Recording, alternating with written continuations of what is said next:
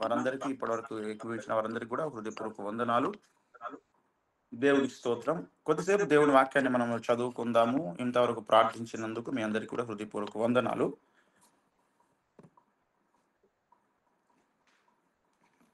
కొద్దిసేపు దేవుని వాక్యాన్ని మనం ధ్యానించుకుందామండి ప్రతిరోజు కూడా. మంచిది. నిన్న మనం ఏం చెప్పుకున్నాము? ఎంతమందికి గుర్తుందండి నిన్నేం చెప్పుకున్నాము మనం? దేవుని సంకల్పం గురించి. అమ్మా, దేవుని సంకల్పం గురించి మాట్లాడుకున్నాము. హోషేయ 4:6 ప్రకారము మరి జ్ఞానము లేకపోవడం మంచిది కాదు అనే విషయాన్ని మనము తెలుసుకున్నాం కదా, అవునా? అవునన్నా. నా జనులు జ్ఞానము లేకయే నశిస్తున్నారు అన్నాడు. జ్ఞానం లేకుండా మంచిది కాదు, జ్ఞానము కలిగి ఉండాలి అని తెలియచేయడం జరిగింది నిన్నటి దినమున.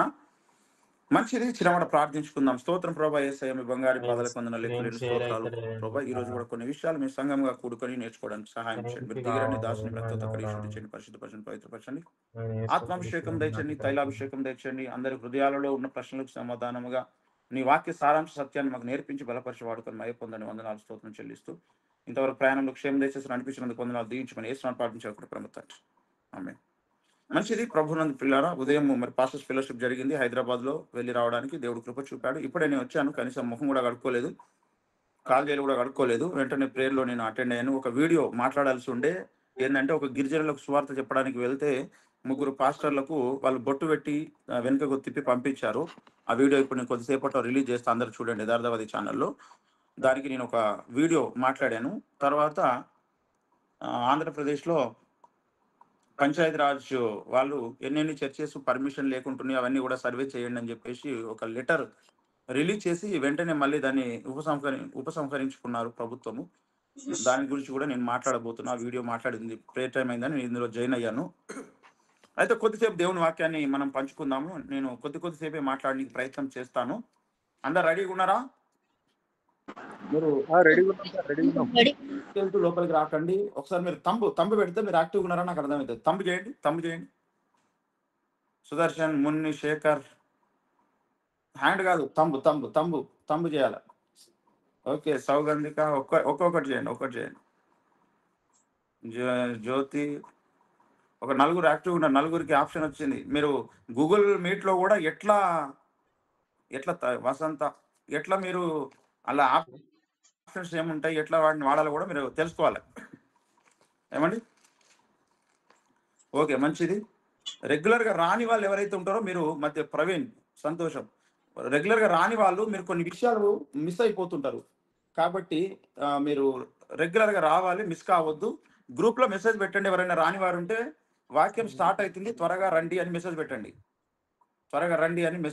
ఎవరు కూడా మిస్ కావద్దు. మిస్ అయిపోతే మీరు ఈ కంటిన్యూషన్ అనేది మిస్ అవుతుంది, అర్థం కాదు. ఇక వాళ్ళు గందరగోళంలో అయిపోతారు. నడి సముద్రంలో ఇరుకపోయినట్టు అవుతుంది. అలా అటెల్లరు ఇటెల్లరు అట్లా అయిపోతుంది అనమాట.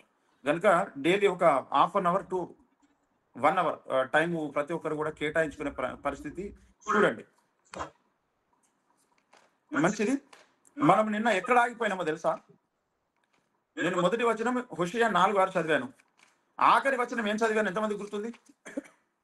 ఎఫెసీయులకు రాసిన పత్రిక 1వ అధ్యాయం 17 నుంచి 19 వచనాల వరకు. ఎస్, అది చదువుకున్నాము. అయితే నిన్న ఎక్కడ ఆపాం మనము అంటే ప్రత్యక్షత దగ్గర ఆపాం, అవునా? ఎఫెసీయులకు రాసిన పత్రిక 1వ అధ్యాయం 17 నుంచి 19 వచనాలు కలిసిన విషయం చదువుతున్నాను.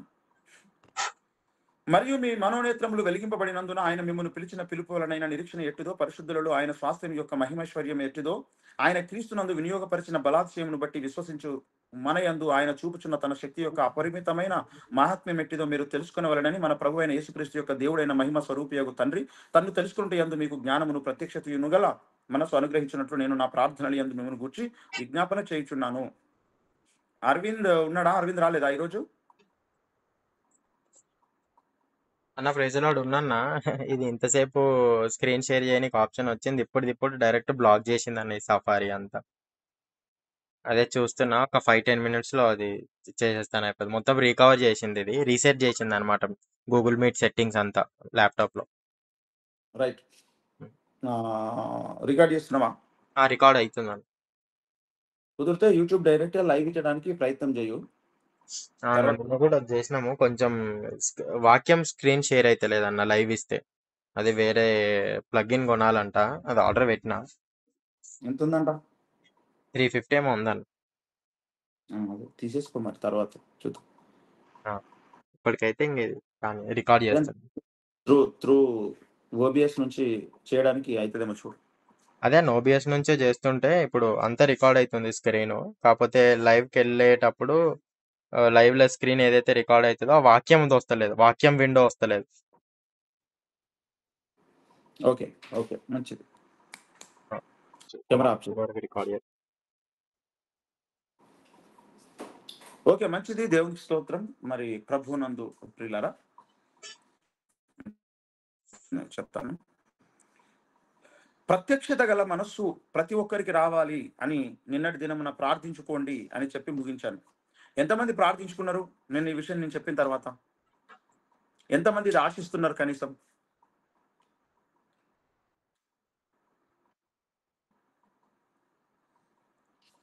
6 ప్రార్థన చేశారు, మిగతా వాళ్ళు చేయలేదా? తంబు పెట్టండి, తంబు ఇంప్రెషన్ ఇవ్వండి. హ్యాండ్ కాదు, తంబు. రాజు కూడా. ఓకే, 8 మంది. మిగతా వాళ్ళు కూడా మీరు ఈ ప్రార్థన చేసుకోవాలి, మనసులో చేసుకోండి. అయితే ప్రత్యక్షత కలిగిన మనసు అంటే ఏమిటి? నేను ఏం చేద్దాం అనుకుంటున్నానంటే, ఎక్కడైతే ఆగుతామో అక్కడి నుంచే కంటిన్యూ చేద్దాం అనుకుంటున్నా. ప్రత్యక్షత కలిగిన మనసు, నేను మొట్టమొదటి ఏం చెప్పినానో గుర్తుందా మీకు ఎవరికైనా? మొట్టమొదటి నుంచి నేను ఏం చెప్పుకుంటూ వస్తున్నానో గుర్తుందా?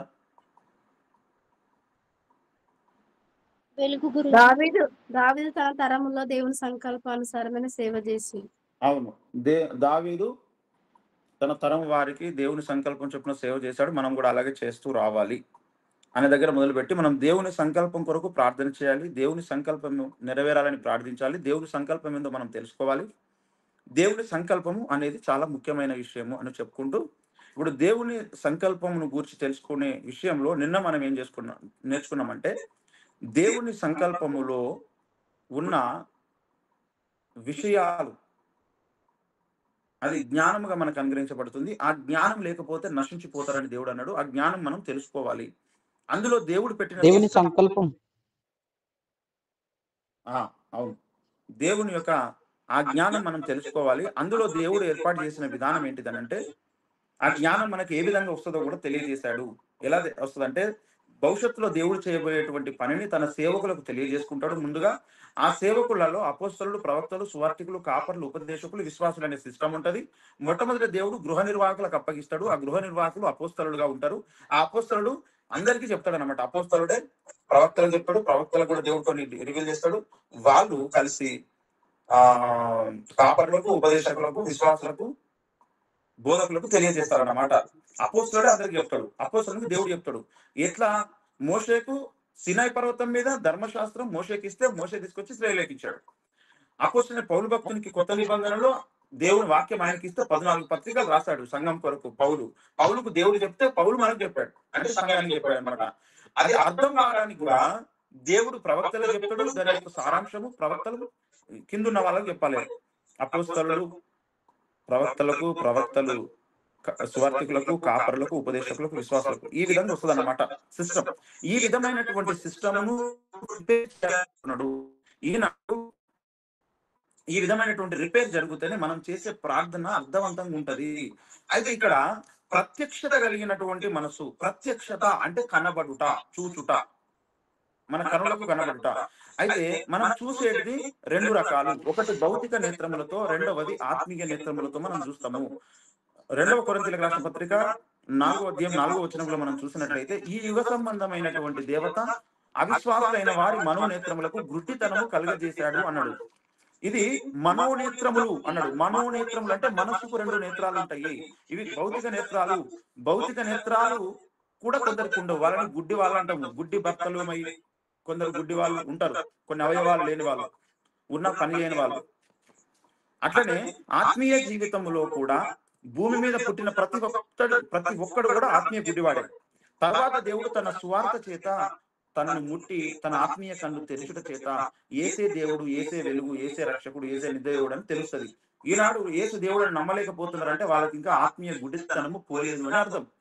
అయితే ఆ ఆత్మీయ నేత్రములతో దేవుడిని స్పష్టముగా చూడాలి. దేవుడు ఏం చెప్పాలనుకుంటున్నాడో దానిని మనం చూడడమే ఆ ప్రత్యక్షత మనకు కలుగుట. ఇది ఎక్కడ కలుగుతుంది అంటే మన మనస్సుకు కలుగుతుంది.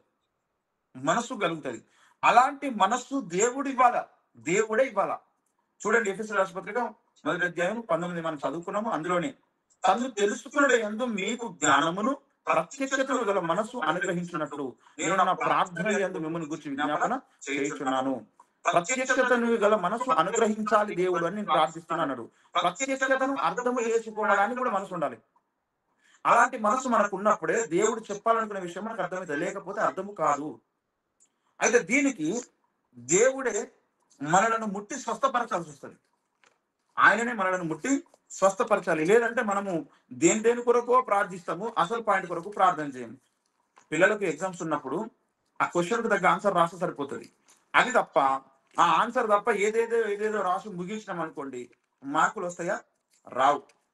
అదేవిధంగా దేవుడు మనకి ఏదైతే చెప్పాలనుకుంటున్నాడో, లేదా దేవుడు మనం ఏమి నేర్చుకోవాలని అయితే ఆశపడుతున్నాడో అది మనం నేర్చుకోవాలి.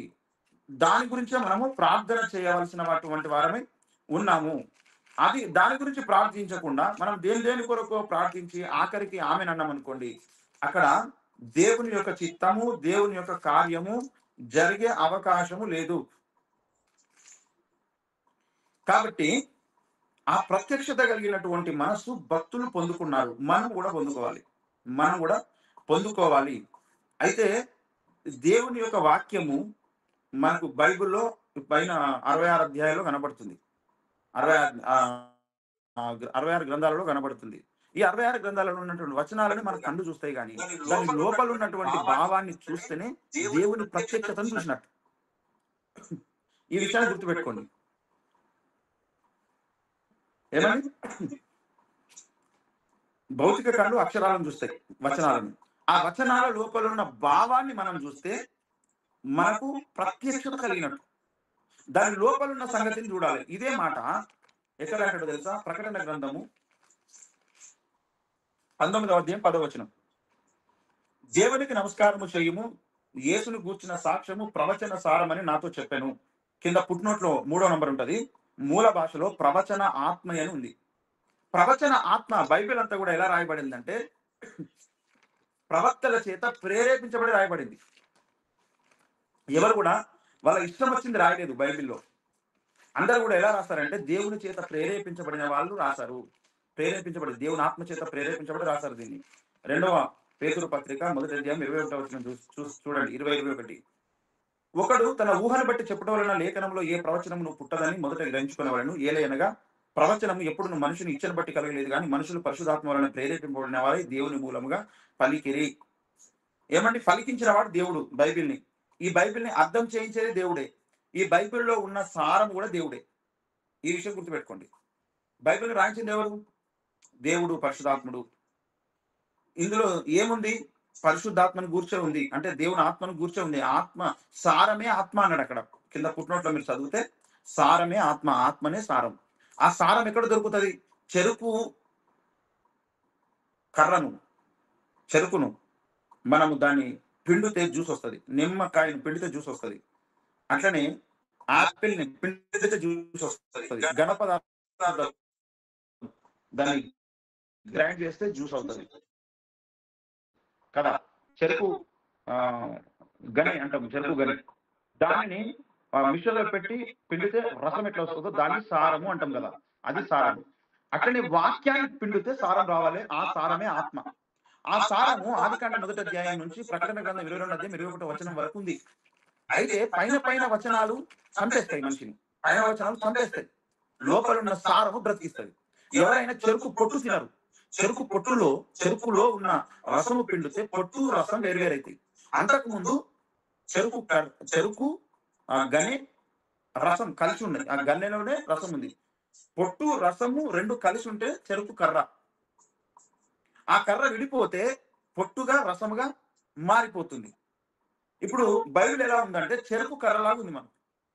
ఆ చెరుకు కర్రను పిండుకోవాలా. పిండుకుంటే వచ్చేది జ్యూస్, సారము. అదే ఆ ఆత్మ మనల్ని బ్రతికిస్తది. ఆ ఆత్మ మనకు కావాలి. చెరుకు లోపల చెరుకు రసాన్ని దేవుడు ఎట్లయితే పెట్టించాడో బైబిల్‌లో దేవుని ఆత్మ ఉంది. ఇది మతోన్మాదులకు అర్థం కాదు. బైబిల్‌ను కొనుక్కోవచ్చు, ఎవరైనా 3, 400 ఉంటే కొనుక్కోవచ్చు, లేదా కొందరు ఫ్రీగా కూడా ఇస్తారు. కానీ వాళ్ళకు బైబిల్ అర్థం కాదు. ఎందుకు అర్థం కాదంటే ఇది రాయించింది దేవుడు.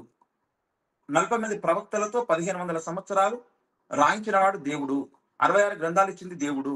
ఇది ఎవరు మనుషులు ఊహను బట్టి రాయలేదు. ఇది దేవుడే ప్రేరేపించి రాయించిండు. ఇది ఇందులో ఆయనను గురించే ఉంది. తర్వాత ఇది అర్థము చేయించేది కూడా ఆయననే. యోహాను సువార్త 16వ అధ్యాయం మీరు చూస్తే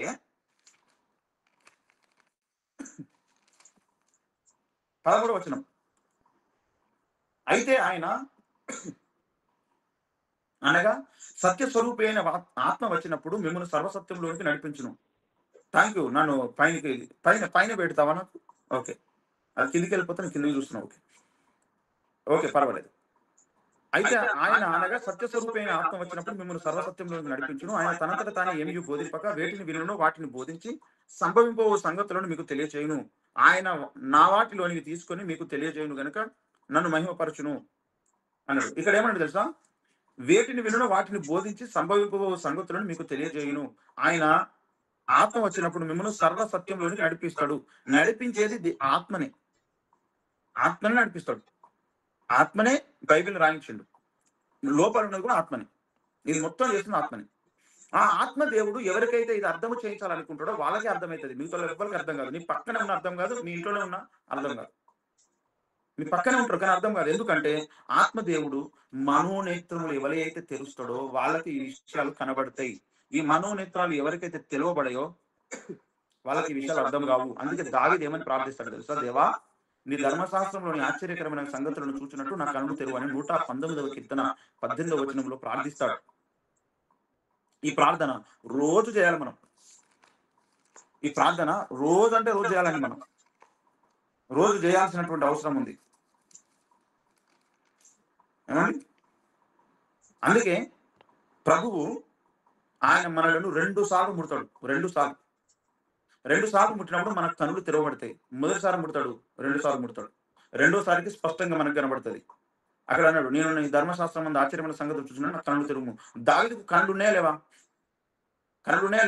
దావీదు గుడ్డివాడైతే కాదు కదా. భౌతిక నేత్రాలు చాలా స్పష్టంగానే ఉన్నాయి. ఎంత స్పష్టం అంటే గొల్లియాతును కరెక్ట్ గా నొసల మీద కొట్టిండు. అంత స్పష్టమైన కనుచూపు కలిగిన వాడు దావీదు. ఆయన ఏమని ప్రార్థిస్తున్నాడు అంటే, దేవా నా కనులు తెరువు. ఎందుకంటున్నాడు అంటే మనోనేత్రాలు తెరువు. ఎందుకు? నీ ధర్మశాస్త్రంలో ఉన్న ఆశ్చర్యకరమైన సంగతులు చూసినట్టు. దేవుని ధర్మశాస్త్రంలో దేవుని వాక్యంలో ఉన్న ఆశ్చర్యకరమైన సంగతులు చూడాలంటే ఏం కావాలో తెలుసా? దేవుడే తెరిచే కన్నులు కావాలి. అదే మనోనేత్రము. అదే 3వ కన్ను అంటారు.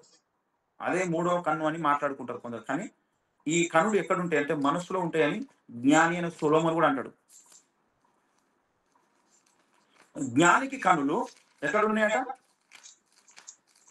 జ్ఞానికి కన్నులు మనస్సులో ఉన్నాయి. ఆ కన్నులు తెరవబడాలి. ప్రసంగి గ్రంథం 2వ అధ్యాయము 14వ వచనం. జ్ఞానికి కన్నులు తలలోనున్నవి, బుద్ధిహీనుడు చీకటి యందు నడుచున్నాడు. అయినను అందరికీ ఒకటే గతి సంభవించినని నేను గ్రహించి తిని. కన్నులు ఎక్కడుంటాయండి? ముక్కు పైన, నొసటి కింద ఉంటాయి కదా కన్నులు. సొలొమోను జ్ఞాని ఏమంటున్నాడు?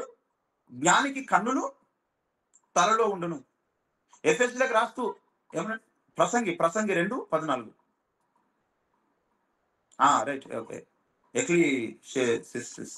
ఓకే ఓకే ప్రసంగి గ్రంథం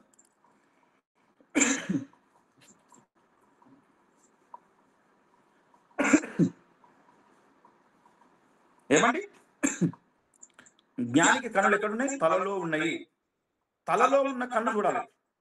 దాన్నే మనోనేత్రాలు చూస్తారు. సైతానుడు ఏం చేసిందంటే పుట్టుకతోనే ప్రతి ఒక్కటి కన్ను గుడ్డివి చేసేసిండు. మనోనేత్రాలు సువార్త ప్రకాశం చేత దేవుడు తెరచుట చేత అందరి కన్నులు తెరవబడతాయి. ఆ ప్రార్థన ప్రతి ఒక్కరు చేయాలి. దావీదు ప్రార్థించిండు, దావీదు కన్నులు దేవుడు తెరిచిండు. అయితే ఈ సబ్జెక్టే చాలా మందికి తెలియదు, ఈవెన్ బోధకులకు కూడా తెలియదు. వారిని కించపరచడం నా లక్ష్యం కాదు, అంటే అది చూడలేకపోతున్నారు, తెలియదు కాబట్టి తెలియదు అని చెప్తున్నా. ఇక్కడ ఒకసారి చూద్దాం రండి, మార్క్స్ వార్త 8వ అధ్యాయము 22వ వచనం నుంచి చూద్దాం. అంతలో వారు బెత్సైదాకు వచ్చిరి. అప్పుడు అక్కడి వారు ఆయన ఎదుకు ఒక గుడ్డివాని తోడుకొని వచ్చి వాని ముట్టవలనని ఆయన వేడుకొనిరి. ఆయన గుడ్డివాని చేయి పట్టుకొని ఊరి వెలుపలికి తోడుకొని పోయి వాని కళ్ళ మీద ఉమ్మి వేసి వాని మీద చేతుల నుంచి నీకేమైనా కనబడుచున్నదా అని అడగగా వాడు కనులెత్తి మనుషులు నాకు కనబడుచున్నారు, వారు చెట్టవలె నడుచుచున్నట్టు నాకు కనబడుచున్నారు అన్నాడు. ఇక్కడ ఏం చేశాడు చెప్పండి? బెత్సైదాకు వాళ్ళు వచ్చి యేసు ప్రభు గిట్ట శిష్యులు. అప్పుడు ఆయన వద్దకు గుడ్డలు తీసుకొచ్చారు. ఆయన ముట్టండి అని వేడుకున్నారు. యేసు ప్రభు ఏం చేసిండు అంటే వాని కళ్ళ మీద ఉమ్మేసిండు. ఉమ్మి వాని మీద చేతులు పెట్టిండు. నీకేమైనా కనబడుతుందా అన్నాడు. అప్పుడు వాడిని అడిగితే వాడు కనుడు మనుషులు నాకు కనబడుతున్నారు, మనుషులు కనబడుతున్నారు కానీ వాళ్ళు చెట్లకే కనబడుతున్నారు అన్నాడు. అంతటా ఆయన మరలా తన చేతులు వాని కళ్ళ మీద నుంచగా వాడు తేలి చూసి కుదుర్చబడి సమస్తము తేటగా చూశాడు. తర్వాత మళ్ళీ చేసిండు, తన చేతులు వాని కళ్ళ మీద ఉంచిండు. ఫస్ట్ ఏం చేసిండు? కళ్ళ మీద ఉమ్మేసిండు. అప్పుడు మనుషులు చెట్లా కనబడ్డారు. తర్వాత ఏం చేసిండు? మరలా చేతులు పెట్టినప్పుడు ఏమైందంటే తేలి చూసి కుదుర్చబడి సమస్తము తేటగా చూడసాగిండు. ఇక్కడ బెత్సైదాలో ఉన్నటువంటి ఒక గుడ్డివాడిని దేవుడు 2 సార్లు ముట్టి స్వస్థపరిచిండు. ఒకసారి ఉమ్మివేసి స్వస్థపరిచిండు, అప్పుడు మనుషులు చెట్లకు కనబడ్డారు. రెండోసారి చేతులు పెట్టిండు, అప్పుడు స్పష్టంగా కనబడ్డారు. ఈనాడు దేవుని లేఖనం అర్థం కావాలంటే దేవుడు 2 సార్లు ముట్టాలి, మనిషిని 2 సార్లు ముట్టాలి. అలా ముట్టినప్పుడు మాత్రమే మన గుడ్డితనం పోయి స్పష్టంగా దైవ లేఖనాలు కనబడతాయి. ఈ పరిశుద్ధ బైబిల్ గ్రంథంలో లోపల ఉన్న ఆత్మ కనబడుతుంది. ఆత్మ కనబడుతుంది. మీకు తెలుసా, ఆదాము హవ్వలు దేవునితో మాట్లాడారు ముఖాముఖిగా. మోషే కూడా దేవునితో మాట్లాడిండు ముఖాముఖిగా. ఆ వరం దేవుడు వాళ్ళకి ఇచ్చిండు. మనము రేపు పరలోకం వెళ్ళిన తర్వాత దేవునితో ముఖాముఖి మాట్లాడతాం. ఇప్పుడు ఎందుకు మాట్లాడలేమంటే మనం ఆ స్థితి పోగొట్టుకున్నాం. ఆదాము హవ్వలు ఎప్పుడైతే వద్దన్న పండు తిన్నారో అప్పుడు ఈ స్థితి పోయింది. మీకు తెలుసా, మన చుట్టూ దేవదూతలు ఉంటారు, ఆత్మలుగా ఉంటారు. వాళ్ళు మనకు కనబడరు, వాళ్ళని మనం చూడలేము. ఆ చూడలేని పరిస్థితి మనకు వచ్చింది. దేవుడు నిజంగానే మన కనులు తెరిస్తే అవన్నీ చూడగలుగుతాం మనం. అయితే మనము ఆ స్థితిని పోగొట్టుకొని దిగజారిపోయినాం. మానవ జాతి డౌన్ స్ట్రీమ్కి వెళ్ళిపోయింది. ఆ స్థితి ఉండే మనకు. అయితే దేవుడు ఎవరికైతే ఈ స్థితిని ఇస్తాడో వాళ్ళు చూడగలుగుతారు. ఒకసారి ఎలీషా ఈ ప్రార్థన చేస్తాడు. ఎలీషా దగ్గరికి సైన్యంలో రాబోతూ ఉంటే శిష్యులు అంటారు, అయ్యా మరి మనం కొద్ది మందిమే ఉన్నాం కదా, మరి మనం గెలుస్తామా, మన పరిస్థితి ఏంటి, భయంకరంగా ఉందని అన్నప్పుడు దేవునికి ఎలీషా ప్రార్థించి, దేవా ఈ శిష్యుల కన్ను తెరవండి అని అన్నప్పుడు దేవుడు వాళ్ళ చుట్టూ ఉన్నటువంటి దేవుడి సైన్యం ఎంతనో చూపెట్టాడు వాళ్ళు. ఒకసారి 2వ రాజుల గ్రంథం 6వ అధ్యాయము 16 నుంచి చూద్దాం. 15 నుంచి చదువుతాను. 15 నుంచి. దైవజనుడు అన్న అతని పనివాడు పెందలకడ లేచి బయటికి వచ్చినప్పుడు గుర్రములను రౌదులను గల సైన్యము పట్టణం చుట్టుకొని ఉండుట కనబడెను. అంతటా అతని పనివాడు, అయ్యో నా ఏలినవాడా, మనం ఏమి చేయలేమని దైవజనుడితో అనగా, అతడు భయపడవద్దు, మన పక్షంగా ఉన్నవారు వారికంటే అధికులై ఉన్నారు చెప్పి, యెహోవా వీడు చూచుచున్నట్లు దయచేసి విని కన్ను తెరువమని ఎలీషా ప్రార్థన చేయగా, యెహోవా ఆ పనివాని కళ్ళను తెరవజేసెను గనుక వాడు ఎలీషా చుట్టూను పర్వతము అగ్ని గుర్రముల చేత రథముల చేతను నిండి ఉంట చూచెను. ఆ దండు వారు అతని సమీపించినప్పుడు ఎలీషా ఈ జనులందరూ అంధత్వంతో మొత్తుమని యెహోవాను వేడుకొనగా ఆయన ఎలీషా చేసిన ప్రార్థన చొప్పున వారిని అంధత్వంతో మొత్తెను. అప్పుడు ఎలీషా, ఇది మార్గము కాదు, ఇది పట్టణం కాదు, మీరు నా వెంట వచ్చిన ఎడల మీరు వెతుకు వాని యొద్దకు మేము తీసుకుని పోదని వారితో చెప్పి షోమ్రోను పట్టణమునకు వారిని నడిపించను. ఏమండి, యెహోవా ఆ పనివాని కళ్ళు తెరవజేసిన గనుక వాడు ఎలీషా చుట్టూను పర్వతము అగ్ని గుర్రముల చేతను రథముల చేతను నిలిచి ఉండట చూచెను. ఇది మన చుట్టూ కూడా ఉండదు. అందుకే దేవుడు మనల్ని కాపాడుతాడు, రాకపోకలందుకు కాపాడుతాడు. నిద్రపోయినప్పుడు దేవదూతలు కావాలా ఉంటారు. మనం నడుస్తున్నప్పుడు, ప్రయాణాలు చేస్తున్నప్పుడు, వెహికల్స్ మీద వెళ్తున్నప్పుడు, కార్లలో వెళ్తున్నప్పుడు, బైక్ మీద వెళ్తున్నప్పుడు, విమానంలో వెళ్తున్నప్పుడు కాపాడుతాడు కనుక మనం రక్షింపబడతాం, సంరక్షించబడతాం మనం. అంతే తప్ప మనం సొంతంగా బతికిపోతున్నాం అనుకోకండి. దేవుడు కాపాడుతున్నాడు కనుక మనం బతుకుతున్నాం, అంతే. దేవునికి మహిమ కలుగును గాక. అయితే మన చుట్టూ కనబడని ప్రపంచం చాలా ఉంది. దూతలు ఉంటారు, మనల్ని కాస్తా ఉంటారు ఎప్పటికప్పుడు. అయితే వాళ్ళు మనకు కనబడని స్థితిలో ఉన్నాం మనం. ఆ కనబడని కళ్ళు, చూడలేని కళ్ళు మనకున్నాయి. దేవుడు అనుకుంటే చూపిస్తాడు వాటిని. ఎలీషా శిష్యులకు చూపెట్టాడు కదా, పర్వతం చుట్టూ అగ్ని రథములు గుర్రములు ఉన్నాయి. అర్థమైందా? అలాగే దేవదూతలు కూడా మనకి ఎప్పుడు మన చుట్టూండి కాపాడుతూ ఉంటారు మనలను. 34వ కీర్తన 7వ వచనం చూడండి. ఇప్పుడు మీ చుట్టూ కూడా దేవదూతలు ఉన్నారు. మీ చుట్టూ కూడా దేవదూతలు ఉన్నారు. అసలు వాళ్ళే మిమ్మల్ని తీసుకొచ్చారు ఇప్పుడు ఈ ప్రార్థనకు. ఈ ప్రార్థనకు అంత ఎవడు ఆసమాషగా రాడు, వస్తే కూడా ఉండలేరు.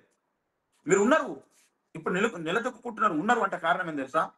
దేవుడే మిమ్మల్ని ఆకర్షించి, దేవుడే మిమ్మల్ని నడిపించిండు, దేవుడే మనకి సమయం ఇచ్చిండు. అంత ఆషమాషగా అనుకోకండి, ఏదో మేము ఉన్నాము మాకు అనుకోకండి. అంత గర్వం మనకు పనికిరాదు. దేవుడు మనల్ని ప్రేమించి ఆయన మాటలు వినే భాగ్యం మనకు దక్కించాడు అంతే. అందుకు మనం ఈ రోజు ఇక్కడ ఉన్నాం ఈ ప్రేయర్లో. That's all. 34వ కీర్తన 7వ వచనం చూడండి. యెహోవా యందు భయభక్తులు గలవారి చుట్టూ ఆయన దూత కావలి ఉండి వారిని రక్షించును. ఈ మాట రైటా అబద్ధమా? తప్పా రైటా? రైట్ కదా. రైట్ అయితే ఇప్పుడు నీ చుట్టూ కూడా దేవదూతలు ఉన్నారు.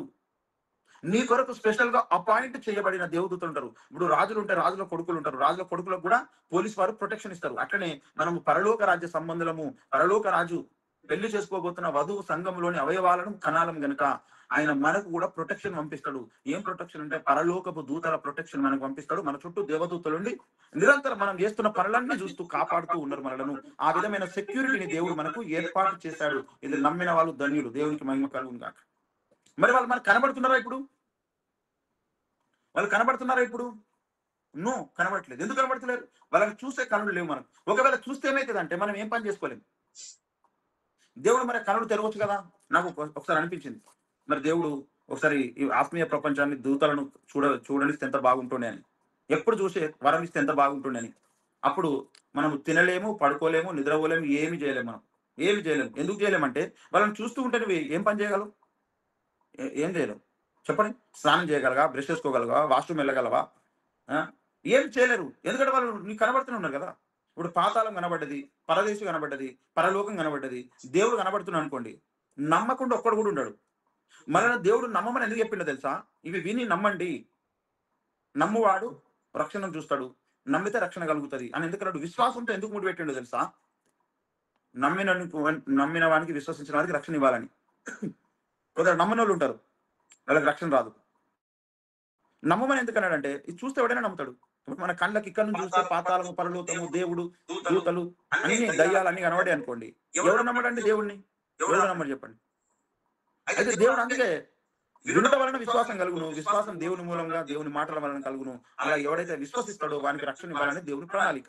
ఎవడైతే విశ్వసిస్తాడో ఆ కారణాన్ని బట్టి దేవుడు వానికి నరకంలో పడేస్తాడు. ఇది దేవుడు అనుకున్న ప్రణాళిక. కనుక అందుకే మీరు విశ్వాసాన్ని గట్టిగా పట్టుకోండి, మీ విశ్వాసాన్ని కాపాడుకోండి. విశ్వాసం అనేది మీకు ఉండాలి అంటున్నాడు. అందుకే ఆఖరి క్షణం వరకు కూడా పౌలు తన విశ్వాసాన్ని కాపాడుకున్నాడు. సైతాన్ గాడు ఏం చేస్తాడు తెలుసా? మన విశ్వాసాన్ని తొలగించాలనేటువంటి కుట్ర చేస్తాడు వాడు. అందుకే మనం ఈ లోకంలో విశ్వాసులంగా బ్రతకాల్సినటువంటి అవసరం ఉంది. విశ్వాసంగానే మనం ఉండాలి. విశ్వాసం అవసరం, విశ్వాసం అవసరం. 2వ తిమోతి పత్రిక, నేను ఇదే సబ్జెక్ట్ లో ఒక విషయం కూడా చెప్పాను. కనబడేది ఉన్నది అని చెప్పేదే నమ్మేదే విశ్వాసము. హెబ్రీ పత్రిక 11:1 అది చూపెట్టదు, ఇది చూపెట్టు. 2వ తిమోతి పత్రిక 4వ అధ్యాయము 7వ వచనం. మంచి పోరాటము పోరాడి తిని, నా పరుగు కడముట్టించి తిని, విశ్వాసం కాపాడుకుంటుని, ఇక మీదట నా కొరకు నీతి కిరీటం ఉంచబడి ఉన్నది. ఏం కాపాడుకున్నాడట? విశ్వాసము కాపాడుకున్నాడు. ఈనాడు సైతాన్ గాడు విశ్వాసం లేకుండా చేయాలని చూస్తాడు అన్నమాట. ఎప్పుడు కూడా మనం విశ్వాసం లేకుండా ఉండొద్దు. విశ్వాసం అంటే ఏంటిదంటే కనబడేది ఉన్నది అని నమ్మేదే విశ్వాసం. అబ్రహాము అది ఉన్నదని ఆయన జీవితకాలం అంతా నమ్మాడు. పైన యెరూషలేము గురించి నమ్మాడు.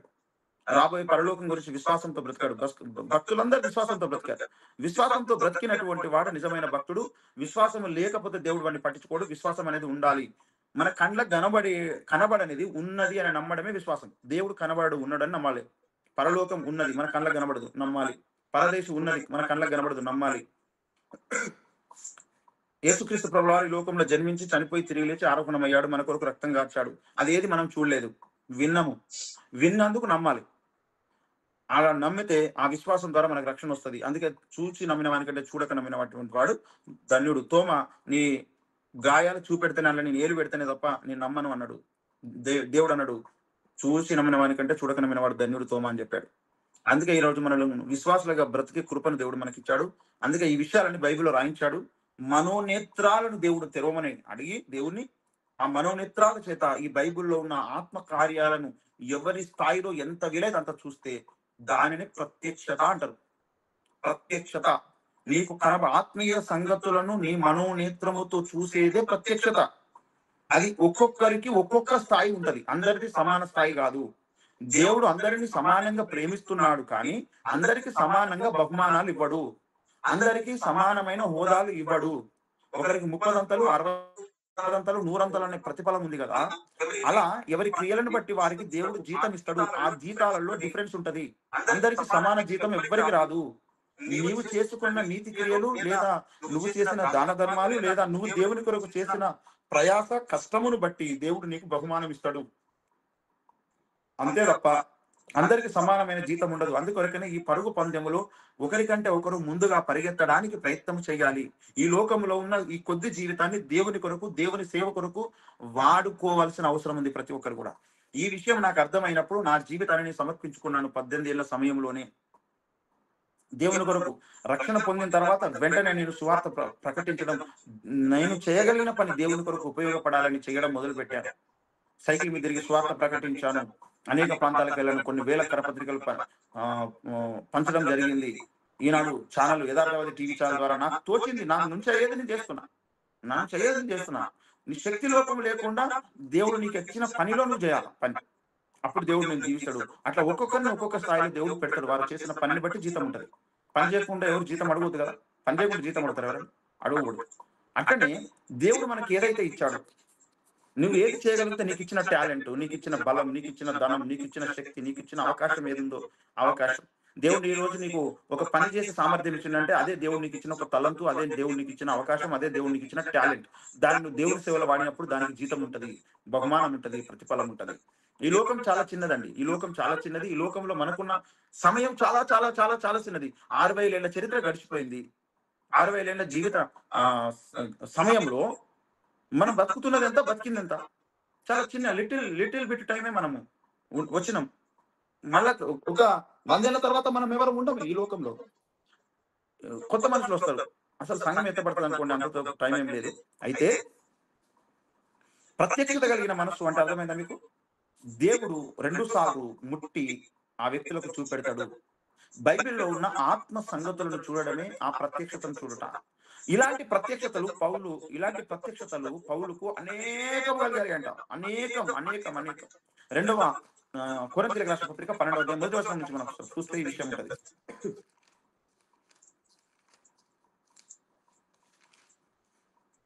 అతిశయించడం నాకు తగదు గాని అతిశయపడవలసి వచ్చింది. ప్రభువు దర్శనములను గూర్చి ప్రత్యక్షతలను గురించి చెప్పుదును. క్రీస్తునందున్న ఒక మనిషిని నేను ఎరుగుదును. అతడు 14 సంవత్సరముల కిందట 3వ ఆకాశాన్ని కొనుక్కోబడిను. అతడు శరీరంతో కొనుక్కోబడిన నేను ఎరగను, శరీరం లేక కొనుక్కోబడిన నేను ఎరగను, అది దేవుడికే తెలియను అంటాడు. ఇక్కడ ఏమన్నాడండి?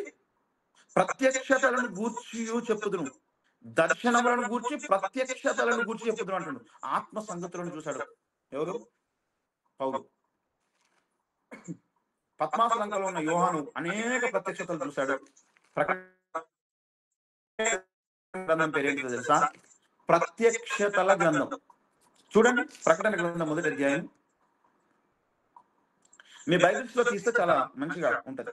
బైబిల్స్ లో చూస్తే మొదటి వచనమే యేసుక్రీస్తు తన దాసులకు కనపరచుటకు దేవుడు ఆయనకు అనుగ్రహించిన ప్రత్యక్షత అన్న దగ్గర మీ బైబిల్లో ఫుట్ నోట్ లో 2 నంబర్ ఉంటది. ప్రకటన లేక ప్రకటన. ప్రత్యక్షత అని రాసింది కదా ఇక్కడ క్లియర్ గా. ప్రత్యక్షత యోహాను భక్తునికి దేవుడు చూపెట్టిన ప్రత్యక్షత ప్రకటన గ్రంథం అంతా కూడా. ఈ ప్రత్యక్షత అర్థం కావాలంటే ఇది భౌతికమైన కళ్ళతో అర్థం కాదు, ఆత్మీయ నేత్రాలకి అర్థమవుతుంది. ఆత్మీయ సంగతులు ఆత్మీయ నేత్రాలకు, ఆత్మీయ చెవులకే వినబడితే కనబడతాయి. అందుకే ఆయన ఏమంటాడు? చెవి గలవాడు ఆత్మ సంగములతో చెప్పుచున్నమాట వినుగాక. ఏ చెవి వింటది? భౌతికమైన చెవ, ఆత్మీయ చెవ? భౌతికమైన చెవి ద్వారా ఆత్మీయ చెవి వినాలి. అది సంగతి. భౌతికమైన చెవుల ద్వారా ఆత్మీయ చెవులకు సమాచారం పోవాలి. ఆత్మ చెప్పే సంగతులు ఆత్మకు తెలుస్తాయి, ఆత్మీయ చెవులకు వినబడతాయి తప్ప భౌతికమైన చెవులకు కొరకు కాదది. భౌతికమైన కళ్ళ కొరకు కాదు బైబిల్, ఆత్మీయ కనుల కొరకు బైబిల్, ఆత్మ కొరకు బైబిల్, ఆత్మీయ చెవుల కొరకు బైబిల్. ఆత్మ సంగతులను దేవుడు తెలియజేస్తున్నాడు. పరలోకంలో ఉన్నటువంటి అనేక విషయాలను, మర్మాలను ప్రత్యక్షతలుగా యోహాను భక్తునికి దేవుడు బయలుపరిచాడు. అట్లనే మనము పొందుకోవాలి. మనం పొందుకోవాలి. ఏం పొందుకోవాలి? దేవుని చిత్తం ఏమిటి? దేవుని సంకల్పం ఏమిటి? దేవుని జ్ఞానం ఏమిటి? దేవుని ప్రణాళిక ఏమిటి? దేవుని ఉద్దేశం ఏమిటి? దేవుడు ఈ తరంలో ఏమి చేస్తున్నాడు అనేది మనము తెలుసుకొని జీవించడమే నిజమైన దేవునికి ఇష్టమైన జీవితం. అదే నిజమైన దేవుడు కోరుకునే జీవితం. అలాంటి జీవితంలోనికి మనం వెళ్ళాల్సినటువంటి అవసరం ఉన్నది. కాబట్టి ఈనాడు క్రైస్తవులు అనబడుతున్నటువంటి వారందరికీ ఈ ప్రత్యక్షతలు తెలియవు. బైబిల్లో ఉన్న ఒక వచనం, 2 వచనాలు బట్టి దాన్నే ఊగే తలంచుకొని ఆశీర్వాదం పొందుతారు. తప్పు లేదు. కానీ దేవుడు కోరుకుంటారు, అంతేనా? దేవుడు అంటే దయామయుడు, కరుణామయుడు, జాలి కలిగిన వాడు, ప్రేమిస్తాడు. మనము ఆయన నమ్మాలి, బాప్సం పొందాలి, దాన ధర్మాలు చేయాలి, ఊకే ప్రార్థించాలి, పరలోకం వెళ్ళి స్తుతిస్తాము అంటున్నారు. అంతేనా? ఇంకేం లేదా? తరములలోను యుగములలోను దాచబడిన మర్మములను తెలియచేయుట దేవునికి ఇష్టము. ఈ విషయం గుర్తుపెట్టుకోండి. కొలస్సీలకు రాసిన పత్రిక 1వ అధ్యాయము 25-26 వచనాలు చూడండి.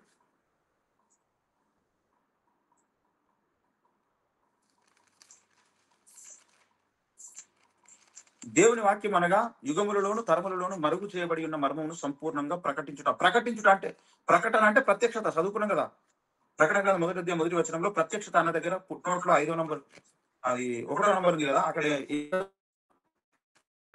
ప్రత్యక్షత. ఒకసారి మీ బైబిల్లో అట్లనే ఉందా? ఒకసారి ఎవరైనా 2వ నంబర్ చూడండి, నాకు చెప్పండి. యోహాను రాసిన ప్రకటన గ్రంథం 1వ అధ్యాయం 1వ వచనంలో ప్రత్యక్షత అన్న దగ్గర 2వ నంబర్ ఉంది. అక్కడ మీ బైబిల్ ఏముంది చెప్పండి?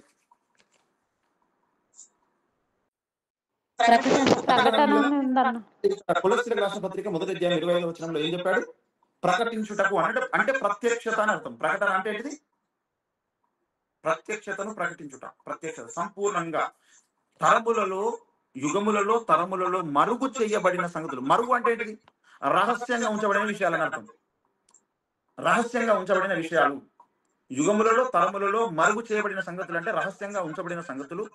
మర్మముగా అంటే నిగూఢముగా, సంపూర్ణముగా మనకు ప్రకటించాలి అని పౌలుకు దేవుడు అప్పగించాడట. ఈ సంఘాలకు ఈ దాచబడిన మర్మాలను, ఈ మరుగు చేయబడిన విషయాలను పౌలు వాళ్ళకు పూర్తిగా చెప్పు అని పౌలుకు దేవుడు చెప్పాడట. ఈ విషయం అర్థమవుతుందా మీకు? గృహ నిర్వాహకత్వం అందుకే అప్పగించాడు. గృహ నిర్వాహకత్వం అనే పని ఎందుకు ఇస్తాడు దేవుడు అంటే, యుగములలో తరములలో మర్మముగా ఉన్న విషయాలను సంపూర్ణముగా అట్టి ప్రత్యక్షతలను ప్రజలకు, సంఘానికి తెలియచేయడం కొరకు గృహ నిర్వాహకత్వం దేవుడు అప్పగిస్తాడు. అయితే ఇప్పుడు దేవుని సంకల్పం తెలుసుకోవడం అంటే, చాలా జాగ్రత్తగా అండి, దేవుని సంకల్పం ఇప్పుడు మనం తెలుసుకోవడం అంటే ఏంటిదో తెలుసా?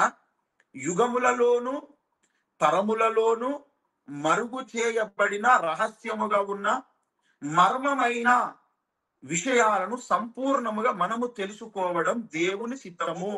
అది దేవుని సంకల్పము. అర్థమైన విషయం అది మనం తెలుసుకోవాలి. అది తెలుసుకొని మనము గర్విస్తే దానిని బట్టి దేవుడు సంతోషిస్తాడు. అర్థమైనా?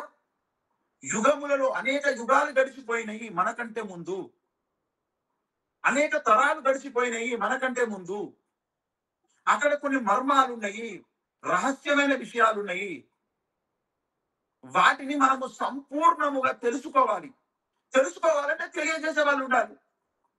పరిశుద్ధాత్ముడు ఉన్నాడు, ఆయనకు అన్ని తెలుసు. కానీ పరిశుద్ధాత్ముడు ఎప్పుడు కూడా డైరెక్ట్ వచ్చి అందరికీ ఈ మర్మాలు చెప్పడు. ఆయన ఎవరికి చెప్తాడంటే ఒక మోషేకు, ఒక పౌలుకే చెప్తాడు. ఎందుకు? వాళ్ళు గృహ నిర్వాహకులు కాబట్టి, వాళ్ళు మేనేజర్స్ కాబట్టి, అడ్మినిస్ట్రేషన్ వాళ్ళకి అప్పగించబడింది, దేవుడిచ్చాడు వాళ్ళకు. అపోస్తలులు అంటే ఏర్పరచబడిన వారు, పిలువబడిన వారు. వాళ్ళ ద్వారా సంఘానికి తెలియజేస్తాడు. నేను నిన్న విషయం చెప్పిన కదా మీకు, ఏమని? ముఖ్యమంత్రి గారు రావాలంటే ముందు కలెక్టర్కు, ఆర్డీఓకి, ఎంఆర్ఓకి ఇంటిమేషన్ ఇస్తాడు, డైరెక్ట్ గా రాడు. దేవుడు తన సేవకులైనటువంటి ప్రవక్తలకు చెప్పకుండా ఏమీ చేయడు. ఈ విషయం గుర్తుంది కదా. అట్లనే తరములలో యుగములలో దాచబడిన మర్మములను సంపూర్ణముగా, ఆ మర్మమైన సంగతులను తెలియచేయాలనుకుంటే ఇప్పుడు ఏ విధంగా తెలియజేస్తాడు చెప్పండి మీరు? గృహ నిర్వాహకులకు చెప్తాడు ముందు. గృహ నిర్వాహకులు ఎవరు? అపోస్తలులు. వాళ్ళకు చెప్పి వాళ్ళను అందరికి చెప్పమని చెప్తాడు. మోషేకు ధర్మశాస్త్రం ఇచ్చిండు, నువ్వు ఇశ్రాయేలులందరికీ చెప్పమని చెప్పిండు దేవుడు. పౌలుకు దేవుని యొక్క సంఘానికి కావలసిన సమాచారం అంత ఇచ్చిండు. ఆయన 14 పత్రికలుగా సంఘానికి అప్పగించిండు. అర్థమైందా మీకు? అట్లనే వాటిని అర్థము చేయించే కృపావరము ఈ తరములో దేవుడు ఎవరినైతే అపోస్తలుడుగా ఎన్నుకుంటాడో ఆయనకు చెప్తాడు ఆ విషయాలు, ఇంకెవరికి చెప్పాడు. ఎవరైనా ఎప్పుడైనా ఆయన దగ్గరికి వెళ్ళే శిష్యరికం చేసి నేర్చుకోవాలి తప్ప ఇంకా ఏ విధముగా కూడా వాళ్ళు తెలుసుకోలేరు. దేవుడు చెప్పనే చెప్పాడు. ఇప్పుడు ఇశ్రాయేలులో ఉన్నటువంటి వాళ్ళందరూ, అయ్యా నువ్వు మోషేకి ఇచ్చిన 10 ఆజ్ఞలు నాకు కూడా అని ఎవరైనా మోకరించి ప్రార్థించి అడిగింది అనుకోండి, దేవుడు అతనికి కూడా మళ్ళీ 2 పలకలు ఇచ్చి 10 ఆజ్ఞలు సపరేట్ గా రాసిస్తాడా? నువ్వు మోషే దగ్గరికి పోయి తెలుసుకుంటాడా? మీరు చెప్పాలి ఈ విషయం. మోషే 2 రాజపలకలు తెచ్చింది కదా సినాయి కొండ నుంచి. ధర్మశాస్త్రము దేవుడు చెప్తే రాసింది కదా. ప్రభా నువ్వు మోసే ద్వారా నువ్వు చెప్పినా నాకు అది ఇష్టం లేదు, నువ్వు నాకు డైరెక్ట్ గా చెప్పు అని ఎవరన్నా అడిగితే దేవుడు ఒప్పుకుంటాడా? అందరికి అర్థమైంది విషయం మీకు? ఈ ఒక్క కీలకమైన పాయింట్ మీకు అర్థమైతే ఆయన డౌన్ కొట్టిన సుదర్శన్ డౌన్ అన్న ఇష్టం లేదు కాదు, తప్పంటున్నావు. కాదన్నా దేవుడు ఒప్పుకోడు అని. ఎస్, దేవుడు ఒప్పుకోడు కదా, దేవుడు ఒప్పుకోడు కదా. అయితే అది పాత నిబంధన. కొత్త నిబంధనలో పౌలు 14 పత్రికలు రాసిండు. 14 పత్రికలు నాకు ఇష్టం లేవు, దేవా స్పెషల్ గా నాకే ఇప్పుడు ఒక ప్రత్యేకతనిచ్చి నా ద్వారానే ఒక బైబిల్ ఒక పత్రిక రాయించు తండ్రి. అది 61వ పుస్తకంలో ఇప్పుడు నేను పెట్టుకుంటా తండ్రి, 66 కదా 67వ పుస్తకంలో పెట్టుకుంటా తండ్రి అంటే దేవుడు రాయిస్తాడా ఎవరికైనా? నేనే చదువుకోవాలి, పౌలు దగ్గరికి పోయి నువ్వు నేర్చుకోవాలి. పౌలు గమలీయేలు పాదాల దగ్గర నేర్చుకున్నాడు. ఇప్పుడు మనం పౌలు దగ్గర నేర్చుకోవాలి, పరిశుద్ధాత్మ దగ్గర నేర్చుకోవాలి. ఎవరికైతే దేవుడు గృహ నిర్వాహకత్వం అప్పగిస్తాడో వాళ్ళ పాదాల దగ్గరికి వెళ్ళి నేర్చుకోవాలి. అంతే తప్ప నాకు ఇది ఇష్టం లేదు అంటే కుదరదు. నీకు ఒక స్కూల్ ఇష్టం లేకపోతే ఇంకో స్కూల్కి వెళ్ళొచ్చు ఈ లోకంలో చదువు. కానీ దేవుని సంఘంలో ఈ సంఘం కాకపోతే ఇంకో సంఘానికి వెళ్తానికి ఇక్కడ కూడా మార్చుకునే పరిస్థితి వచ్చింది. కానీ దేవుడు ఎవరికైతే దేవుని గృహ నిర్వాహకత్వం అప్పగిస్తాడో నువ్వు ఎన్ని తిప్పలు పడ్డా అక్కడికి వెళ్ళి నేర్చుకోవాలి. నీకు అక్కడ విధి లేదు, వేరే ఆప్షన్ లేదు. ఇప్పుడు మనకు ముఖ్యమంత్రి ఒక ఆయన ఉన్నాడు, నాకు ఈ ముఖ్యమంత్రి నడుస్తలేడు, నేను మహారాష్ట్ర ముఖ్యమంత్రి దగ్గరికి పోతా, నాకు ఏమైనా పని ఉంటే అంటే నేను పట్టుకుంటాడు ఆయన. ఇప్పుడు మన కాన్స్టిట్యూన్స్ లో ఒక ఎమ్మెల్యే ఉన్నాడు, గ్రామానికి ఒక సర్పంచ్ ఉన్నాడు. ఏ సర్పంచ్ నాకు వద్దు, మా పక్కూరు సర్పంచ్ దగ్గరికి పోయి నేను పని చేయించుకుంటా అంటే కుదురుతుందా? కుదరదు. అట్లనే దేవుడు నియమించినటువంటి గృహ నిర్వాహకత్వము కలిగినటువంటి అపోస్తలుని ద్వారానే దేవుడు అనేక మర్మములను ఆయన దగ్గరికి వెళ్ళి నేర్చుకోవాలి తప్ప ఇంకెక్కడ కూడా నీకు దొరకవు, నేర్చుకోలేవు. ఈ ఇగో ప్రాబ్లం రావడం వల్లనే ఈనాడు అందరూ ఒకే బోధలో లేరు. ఆయన దగ్గరికి వెళ్ళి నేర్చుకోవాలా, ఇప్పుడు ఆయన దగ్గరికి వెళ్ళాలని నాకెందుకు పోతా ఇక్కడికి పోతాను అనుకుంటే అక్కడనే భ్రష్టు పట్టిపోతారు, అక్కడనే భ్రష్టత్వం అనేది వస్తుంది. అందుకే ఈ విషయాలను మనం స్పష్టంగా గ్రహించాలి. తెలుసుకోవడానికి మనకున్నటువంటి క్రిస్టల్ క్లియర్ విషయం ఏంటంటే మనకు ఈ సిస్టమ్ అర్థమైంది, ఈ సిస్టమ్ తెలిసింది మనకు. ఇది మనకు దేవుడు ఇచ్చిన గొప్ప వరం, గొప్ప ఐశ్వర్యం. ఇది ఎంతో మందికి తెలియదు, కోట్ల మందికి, లక్షల మందికి తెలియదు. ముందు యేసు దేవుడు అని చాలా మందికి తెలియదు. యేసు దేవుడు అని తెలుసు కానీ ఆయన పంపినటువంటి అపోస్తలుడు తెలియదు. అపోస్తలుడు చాలా మందికి తెలుసు కానీ ఆయన ద్వారా దేవుడు ఇచ్చినటువంటి మర్మములు, అనేకమైన గొప్ప సంగతులు తెలియవు. అవి ముందు మనకు తెలియజేయబడ్డాయి. మరి మనం ధనిలమా కాదా? మనం ఆశీర్వదించబడిన వాళ్ళమా కాదా? అసలైన ధనం అంటే ఏంటిదో తెలుసా? బ్యాంకులో డబ్బులు ఉండుట, భూములు, ఇండ్లు, జాగలు, భౌతికమైనటువంటి ఆస్తులు ఉండుట కాదు ఐశ్వర్యం. క్రీస్తును గూర్చి సరైన అవగాహన మనం కలిగి ఉండడమే అది ఐశ్వర్యము, దేవుడు అనుకున్న ఐశ్వర్యం. ఈ ఐశ్వర్యము ఎప్పుడు అయిపోదు, ఎప్పుడు అయిపోదు. భూమి మీద ఉన్న డబ్బు అది తుప్పట్టిపోవచ్చు, కరిగిపోవచ్చు, ఎండిపోవచ్చు, దొంగలెత్తుకుపోవచ్చు, అది ఏమైనా కావచ్చు. కానీ దేవుడు మనకిచ్చిన ఈ అర్థము చేయించిన అవగాహన అనే ఐశ్వర్యం ఏదైతుందో ఇది ఎవరు దొంగలెత్తుకపోరు, పాడైపోదు, ఎవరు ఏం చేయలేరు. నేను అసలు ఇది పోనే పోదు నీ దగ్గర నుంచి, పోనే పోదు, పోనే పోదు. కొలస్సీలకు రాష్ట్రపతిగా 2వ అధ్యాయం ఒకసారి చూడండి, మొదటి నుంచి చదువుతున్నాను.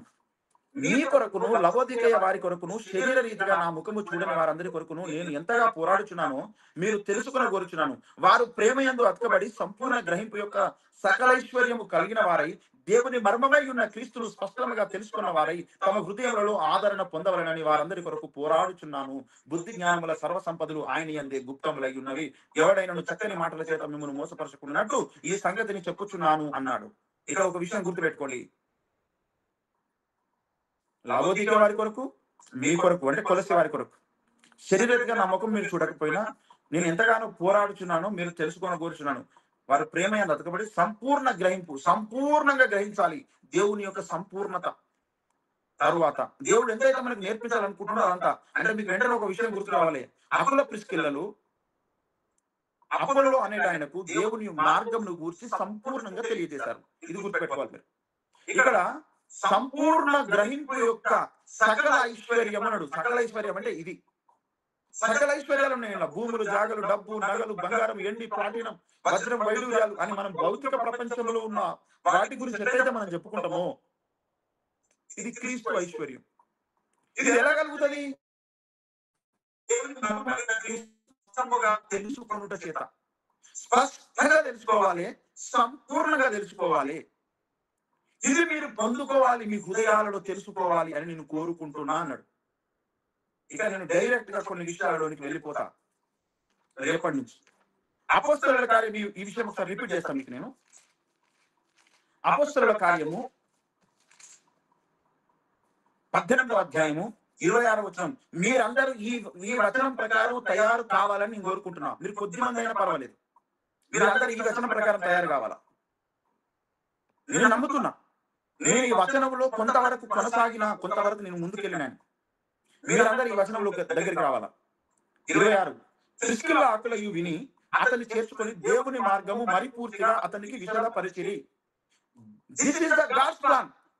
దేవుడు ఏం కోరుకుంటాడు తెలుసా? ఆయన రక్షణ పొంది 10 ఏళ్ళు, 20 ఏళ్ళు, 30 ఏళ్ళు, 40 ఏళ్ళు, 50 ఏళ్ళు, 60 ఏళ్ళు, 70 ఏళ్ళు, 80 ఏళ్ళు అవుతుంది కానీ ఎవరికి దేవుని మార్గం గురించి స్పష్టత లేదు. ఇది సైతాన్ చేసిన డ్యామేజ్. ఎందుకంటే వారికి గురిటితనం ఉంది. దేవుని ఐశ్వర్యం లేదు వాళ్ళ దగ్గర, వాక్యం ఐశ్వర్యం లేదు, సత్య సారాంశమైన ఐశ్వర్యం లేదు. ప్రిస్కిల్ల ఆకుల విని అతన్ని చేర్చుకొని దేవుని మార్గం ఏం చేస్తారంటే చెప్పండి ఒకసారి, అందరూ ఒకసారి చెప్పండి నాకు. దేవుని మార్గమును మరి పూర్తిగా అతనికి విషదపరిచారట. ఏం చేసి చెప్పండి?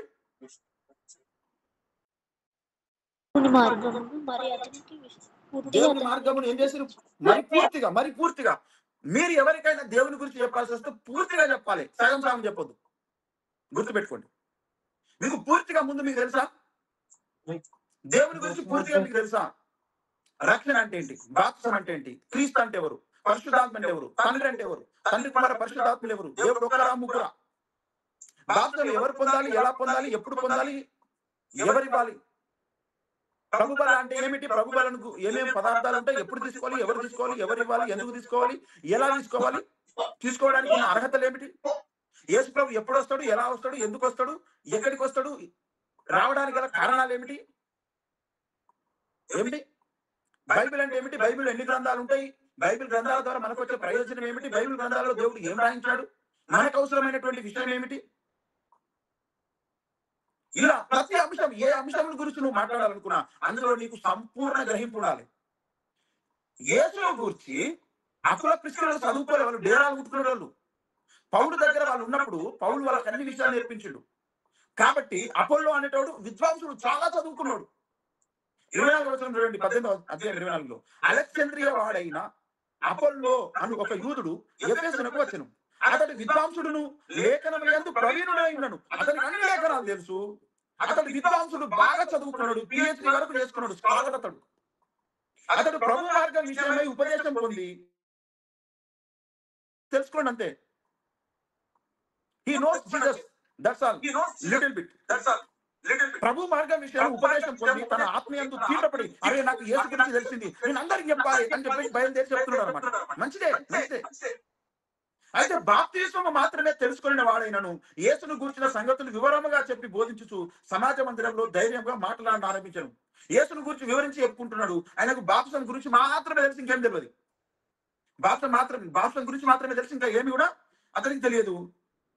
అయితే వీళ్ళు వినరు. ఆయన చెప్తుంటే, అరే ఈయన సగం సగమే చెప్తున్నాడు, మొత్తం చెప్తలేడు, ఈయన బాగా చదువుకున్నోడే, గొప్పోడే, ఈయనకు ఆశ బాగుంది దేవుని గురించి చెప్పాలని, కానీ ఈయన మొత్తం చెప్తలేడు అని వీళ్ళు ఏం చేశారో తెలుసా? అకుల ప్రిస్కిల్లలు, అయ్యా ఒకసారి మా ఇంటికి రండి, మీకు మాకు తోచింది ఏదో ఇస్తాము, నీళ్ళు ఇస్తాం, భోజనం పెడతాం, దయచేసి మా ఇంటికి రండి అని పిలిస్తే ఇంటికి పోయిన తర్వాత, అయ్యా నువ్వు చెప్పినటువంటి ప్రసంగం ఏదైతే ఉందో అయ్యా నువ్వు సగమే చెప్పినవు, దయచేసి ఇగో ఇది పూర్తి విషయము, ఇగో ఇది పూర్తి సంగతి, ఇగో ఇదంతా నువ్వు చెప్పాలి వాళ్ళకు అని వీళ్ళు పామరులు, చదువు లేనటువంటి వాళ్ళు, డేరాలు ఉట్టుకునేటువంటి వీళ్ళు పౌలు సహవాసంలో పెరిగినటువంటి అకుల ప్రిస్కిలలు, విద్వాంసుడు, గొప్పవాడు, మంచి మాట నేర్పరి, మాట చెప్పేటటువంటి ఈ అపోల్లో అనబడినటువంటి వాడు, లేఖనములందు ప్రవీణుడు, అన్ని వచనాలు తెలుసు, బైబిల్లో ఉన్నాయి.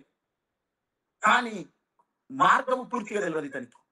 ఈ చదువురానులు ఆ గొప్పగా చదువుకున్నటువంటి అతనికి పూర్తిగా మార్గనిర్దేశం చేసిర్రు.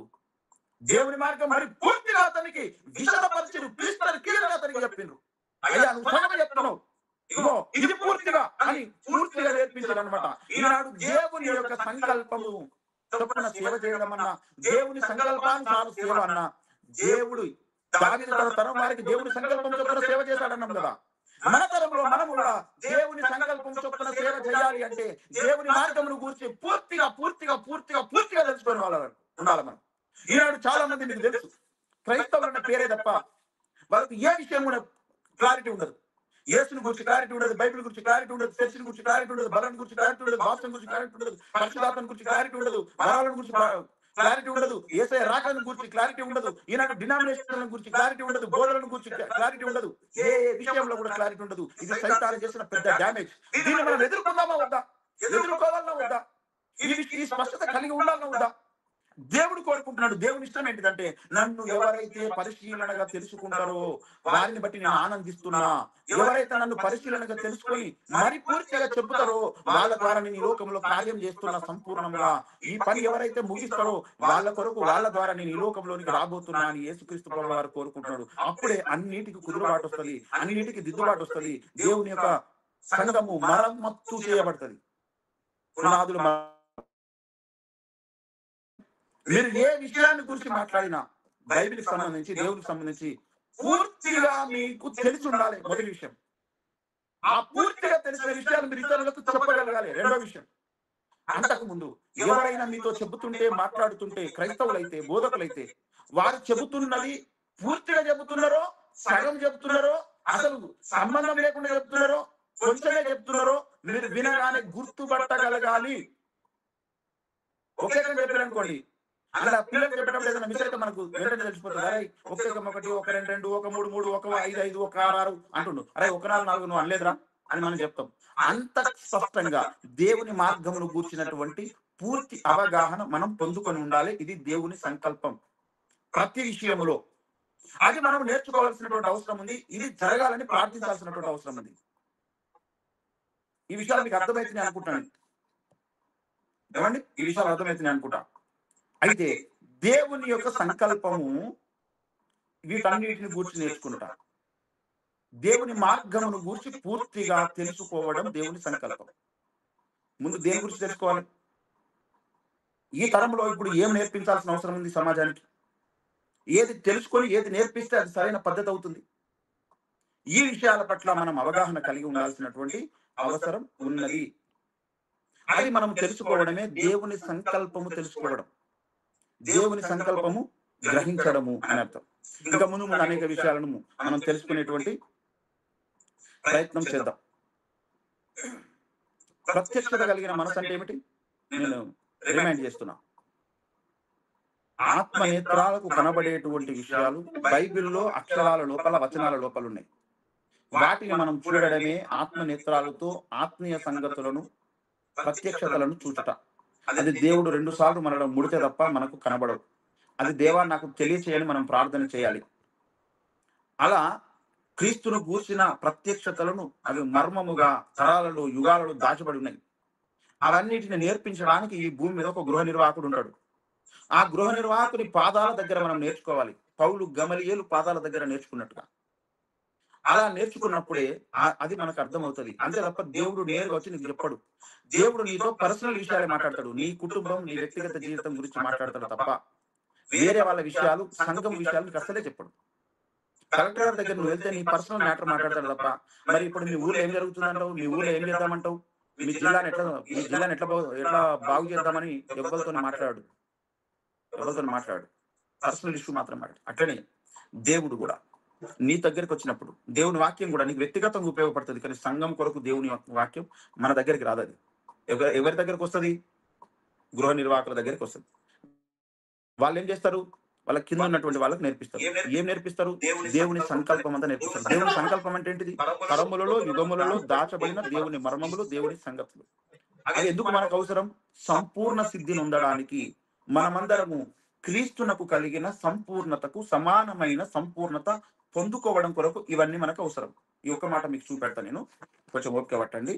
ఎఫెసీయులకు రాసినటువంటి పత్రిక 4వ అధ్యాయాన్ని మనం చూసినట్లయితే 11, 12 వచనాలు. ఈ వచనం మీరు ఎప్పుడు మర్చిపోద్దు, జీవితంలో మర్చిపోద్దు ఈ వచనాన్ని. మనమందరము నిన్న ఈ విషయం కూడా చెప్పాను. మనమందరం విశ్వాస విషయంలోను, దేవుని కుమారుని గురించిన జ్ఞాన విషయంలోను ఏకత్వం పొంది సంపూర్ణ పురుషుల వరకు, అనగా క్రీస్తునకు కలిగిన సంపూర్ణతకు సమానమైన సంపూర్ణత గలవారం వరకు ఆయన ఇలాగ నియమించను. క్రీస్తుకు ఎలాంటి పోలిక, ఎలాంటి సంపూర్ణత ఉందో అలాంటి సంపూర్ణత సంఘానికి రావాలని దేవుడు కోరుకుంటున్నాడు. ఈనాడు సహోదరుల ఐక్యత కలిగి నివసించడం ఎంత మేలు అంత మనోహరమని 133వ కీర్తన 1వ వచనంలో ఉంది. కానీ ఈనాడు క్రిస్మస్ అప్పుడు అందరు పాస్టర్లు కలిసి కేకులు కట్ చేస్తారు, కానీ ఒక్కొక్కరు ఒక్కొక్క బోధ బోధిస్తుంటారు. ఒకైనా పరిశుధాత్మ ఉందంటారు, ఒకైనా లేదంటారు. ఒకరు కృపావరం ఉన్నదంటారు, ఒకరు లేదంటారు. ఒకరు జెండా కింద బాప్సం రైట్ అంటారు, ఒకరు ముంచడం బాప్సం రైట్ అంటారు, ఒకరు చిలకరి రైట్ అంటారు, ఒకరు నోటి మీద ఉప్పు పెడితే సరిపోద్దంటారు, ఒక ఆయన బాప్సం అవసరం లేదంటాడు. కానీ వీళ్ళందరూ కలిసి కేకు కట్ చేసి హ్యాపీ క్రిస్మస్ అని చెప్పుకుంటారు, మళ్ళీ ఎవరందరూ వెళ్ళిపోతారు తప్ప బోధలు మార్చుకోరు. అది ఐక్యత ఉన్నట్ట? అది ఐక్యత ఉన్నట్టు కాదు. అందరూ ఒకే విశ్వాసం, ఇక్కడ చెప్పాడు ఒకే విశ్వాసం ఉండాలి అందరి లోపల. ఒకే విశ్వాసం ఉన్నప్పుడు ఒకే జ్ఞానం ఉండాలి. దేవుడు నేర్పించే జ్ఞానం అందరికి ఒకే విధంగా ఉండాలి. అందరికి ఒకే విశ్వాసం ఉండాలి. ఇది ఉండి క్రీస్తునకున్న సంపూర్ణతకు సమానమైన సంపూర్ణత మనం పొందుకోవాలి. అంటే దేవుడు ఎంతైతే మనకు నేర్పించదలిచాడో, ఎన్ని విషయాలైతే మనకు తెలియజేయదలిచాడో అవన్నిటిని మనం నేర్చుకున్నప్పుడు, తెలుసుకున్నప్పుడు క్రీస్తు పోలిక, క్రీస్తు సంపూర్ణత మనకు వస్తుంది. ఇది పౌలు సాధించాడట. మొదటి కొరింథీయులకు రాష్ట్ర పత్రిక 11వ అధ్యాయం 1వ వచనం చూడండి. ఇది పౌలు సాధించాడు. మనం కూడా సాధించగలుగుతాము. నేను క్రీస్తును పోలి నడుచుకొనిచున్న ప్రకారం మీరు నన్ను పోలి నడుచుకోండి. క్రీస్తును పోలి నడుచుకున్నాడట పౌలు. మనం కూడా పోలి నడుచుకోవాలి. క్రీస్తు కలిగిన ఆదాముకు సాటి అయిన సహాయముగా హవ్వను దేవుడు చేసిచ్చాడు. యేసయ్యకు సాటి అయిన సహాయము క్రీస్తు సంఘం. క్రీస్తు సంఘము యేసయ్యంత హైటు, యేసయ్యంత జ్ఞానం, యేసయ్యంత సంపూర్ణత ఉండాలి. అప్పుడే ఆయన పెళ్లి చేసుకుంటాడు. అప్పుడే ఆయన సింహాసనంలో కూర్చొని యేసయ్యకు మనము సలహాలు ఇస్తూ, లేదా యేసయ్య చేస్తున్న పనిలో మనం కూడా పాలి భాగస్తులను కాగలుగుతాం. రేపు పరలోకంలో అసలైన లోకం ఇది కాదు. అసలైన లోకం పరలోకం. ఇది నాశనం అయిపోయేది. పంచభూతాలు వేటతో నయమైపోతాయి. ఈ భూమికి సంఘం ఎత్తబడుతుంది. ఈ లోకం అంతా ఖాళీ అయిపోతుంది. కొద్ది సంవత్సరాలలోనే జరగబోతుంది. దీని కొరకే అన్ని జరుగుతున్నాయి ఇప్పుడు భూమధ్యపురంలో. ప్రతిదినం అందుకే కొనసాగుతుంది. ఫాస్ట్ గా అయిపోతుంది. అయితే క్రీస్తు సంపూర్ణతను మనం సాధించడం కొరకు మనం ముందుకు వెళ్లాల్సినటువంటి అవసరం ఉంది. దీని మీద చాలా మందికి ఇంట్రెస్ట్ లేదు. ఎందుకయ్యా వెళ్ళాలంటే చాలా మంది చెప్పే మాట ఏంటిదంటే, మనం అక్కడ దేవుణ్ణి స్తుతించడం కొరకు కాదు. తప్పు అన్నమాట. క్రీస్తు సంఘము అక్కడికి వెళ్ళి స్తుతించడం కొరకు మాత్రమే వెళ్ళడం లేదు. మనం అక్కడ పరిపాలించడం కొరకు వెళ్తున్నాం. పరిపాలన చేయడం కొరకు క్రీస్తుతో పాటు కూర్చుండి పరిపాలన చేయబోతున్నాం. మనం అందరం కూడా పరలోకంలో ఉన్నటువంటి వాళ్ళకు జ్ఞానాన్ని బోధించడానికి మనం పోతున్నాం. సంఘంలో ఉన్నటువంటి వాళ్ళం ఏమంటే ఇక ఈ విషయాన్ని రేపు మాట్లాడతా. ఇప్పుడు సమయం అయిపోయింది కనుక ఇక్కడ ఈ విషయాన్ని గుర్తుపెట్టుకోండి. ఇప్పుడు చెప్పిన విషయాలను మీరు గుర్తుపెట్టుకోండి.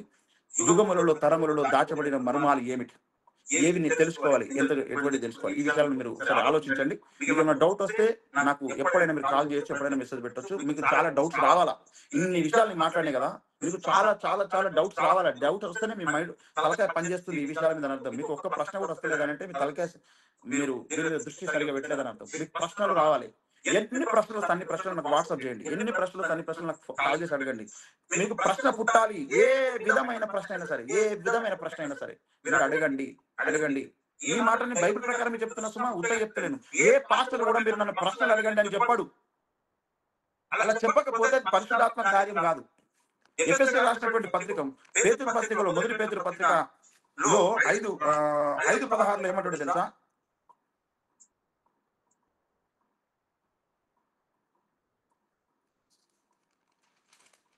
ఏమంటాడంటే, సందేహములు అడిగేటువంటి వారి విషయంలో సాత్వికంతో మీరు జవాబు చెప్పాలంటే 15 వచ్చిన చూడండి.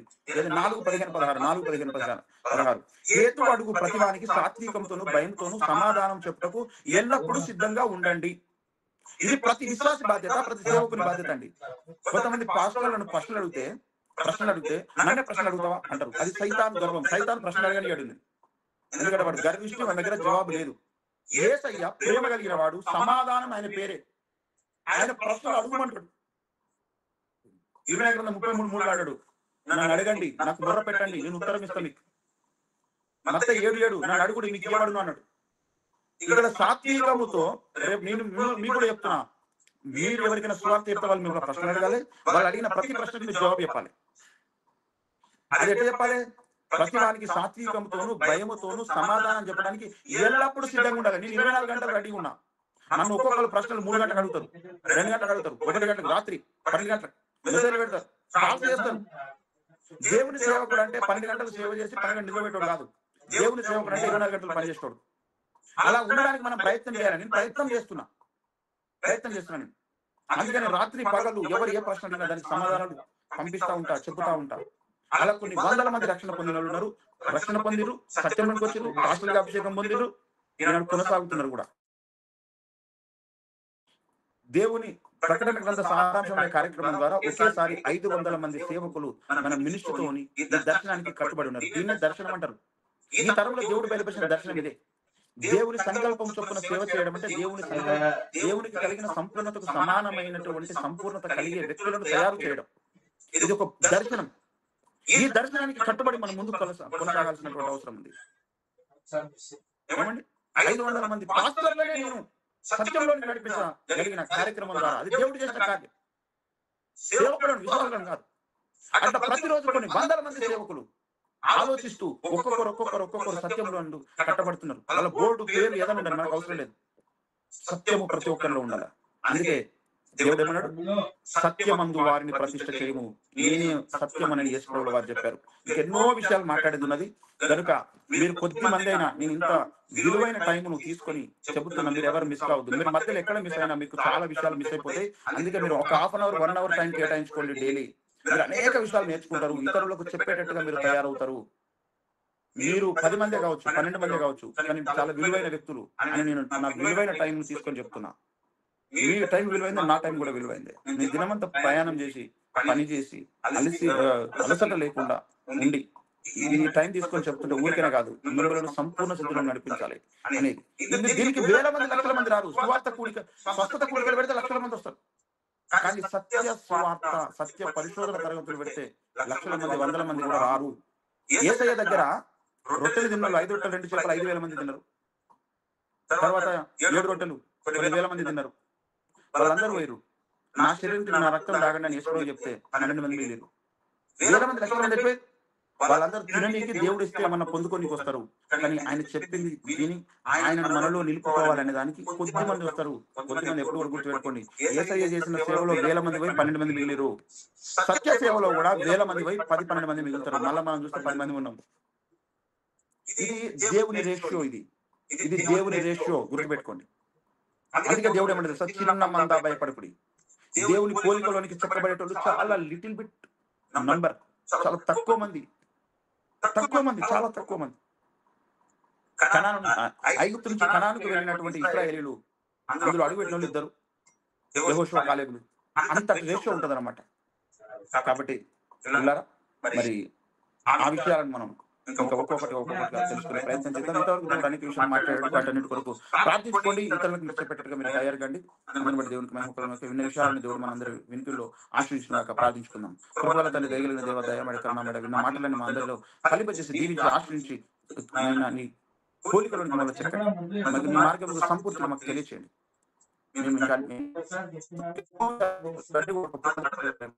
ఉపయోగపడే అనేక విషయాలు మీరు తెలుసుకుని ముందుకు వెళ్ళడానికి కావాల్సినటువంటి కృపను అనుగ్రహించి వాడుకుని మహిమ ఘనత ప్రభావాలు మీరు పొందుకుని మళ్ళీ కలిసి చెల్లిస్తూ ఉన్నటువంటి వారందరినీ పేరు పేరును దీనికి ఆశ్రయించి వాడుకుని మహిమ పొందుకుని రాత్రి మీరు తోడుగా ఉండి నడిపి సహాయం చేయమని లెక్కలేసుకొని చెల్లించుకుంటూ యేసు ఉన్నత నామమున ప్రార్థించి అడిగి పెట్టుకుంటా ప్రభు తండ్రి.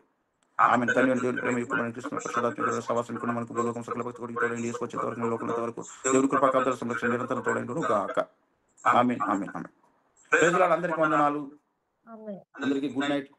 చెప్తున్న విషయాలు మీకేమైనా అర్థమవుతున్నాయా? ఏమైనా ప్రశ్నలు వస్తున్నాయా? ఎట్లుంది? ఏమైనా రెస్పాండ్ కండి. వసంతమ్మ, సరోజమ్మ, జ్యోతి, జరిగారి, అరవింద్, సుదర్శన్, నోటితో చెప్పండి. చాలా బాగా అర్థమవుతుందన్న. ఇంట్రెస్టింగ్ ఉందన్న. డౌట్స్ కూడా మేము వస్తలేవు నాకైతే అర్థం. ఓకే, అయితే మీరు అందరూ ఏం చేయాలంటే ఒకటి, వచ్చిన వారు మిస్ కావద్దు. రెండవది, ఒక్కొక్కరు ఒక్కొక్క కొత్త వాళ్ళని తీసుకొచ్చే ప్రయత్నం చేయండి, లేదా వాళ్ళకు మీరే ఇట్లా చెప్పేటట్టుగా తయారు కావాలి. ఇది మీ బాధ్యత. Okay, right. అందరూ కూడా ఈ విషయాలను ఒకసారి నెమరు వేసుకోండి, గుర్తుపెట్టుకోండి, ప్రార్థన చేసుకోండి. Good night. ప్రేజ్ అలా. అయితే కొంచెం టైం తొందర పెట్టుకుంటే వస్తామంటున్నారు బావిలో సౌజన్య వాళ్ళు. అంటే డ్యూటీకి వెళ్ళి